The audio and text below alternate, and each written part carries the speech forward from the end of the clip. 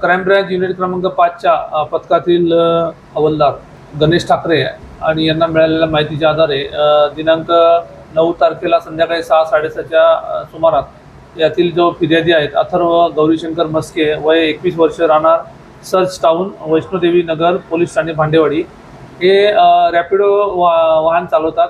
सायंकाळी एक सवारी सोडण्यासाठी ते उमिया धाम या परिसरात जाऊन तिथे सवारी सोडल्यानंतर त्या ठिकाणी असलेल्या एका तलावाजवळ ते थांबून सेल्फी काढण्याचा प्रयत्न करत असताना काही अनोळखी व्यक्ती आले आणि त्याला शिवीगाळ करून त्याच्याकडचा मोबाईल हिसकावून आणि त्याच्याकडचे पैसे घेऊन चोरीला गेले। अशा प्रकारे त्यांनी दिलेल्या फिर्यादीवरून पोलीस स्टेशन पारडी या ठिकाणी रॉबरीचा गुन्हा दाखल करण्यात आला होता। त्या अनुषंगाने युनिट क्रमांक 5च्या पथकातील गणेश ठाकरे आणि PSI सांगोळे त्यानंतर आमचे इतर पथकातील अंमलदार चंद्रशेखर गौतम यांनी कसोशीने प्रयत्न करून त्याचा रिव्हर्स ट्रॅक शोधून सायबर क्राईम ब्रँचमधील पथकातील PSI झिंगरे आणि त्यांचे पथकातील अंमलदार यांनी मदत करून आरोपींचा मागोवा घेत कोणत्या ठिकाणावरून त्या ठिकाणी आले होते अशा प्रकारे CCTV कॅमेरे जवळजवळ आम्ही 20 ते 25 CCTV कॅमेरे चेक करून आरोपींचा मागोवा घेतला। त्या आधारे एका पेट्रोल पंपावर आरोपींनी 130 रुपयाचं पेट्रोल भरलं।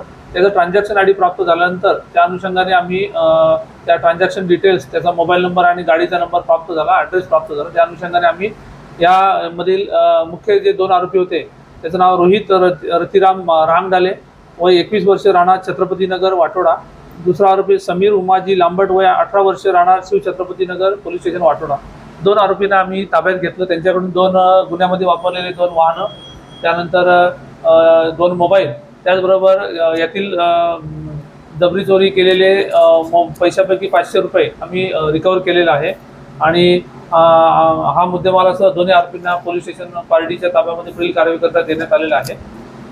अशा प्रकारे ही महत्त्वाची रॉबरी वरिष्ठ अधिकारी माननीय पोलीस आयुक्त डॉक्टर रवींद्रकुमार सिंगल सर यांच्या मार्गदर्शनामध्ये joint CP sir, additional CP crime sir, DCP detection Makanikar sir, ACP crime Shri Abhijit Patil sir यांच्या मार्गदर्शनामध्ये आणि आमच्या युनिट क्रमांक 5च्या पथकातील PSI सांगळे, त्यानंतर हवालदार गणेश ठाकरे गौतम, त्याचबरोबर सायबर युनिटमधील PSI झिंगरे आणि त्यांचे पथक यांनी आम्हाला सायबरची तांत्रिक मदत पुरवल्यानंतर हा गुन्हा उघडकीस आणण्यामध्ये आम्हाला यश मिळालं आहे। दोन्ही आरोपींना आम्ही पुढील कारवाई करता पोलीस स्टेशन पारडीच्या ताब्यात दिलेला आहे।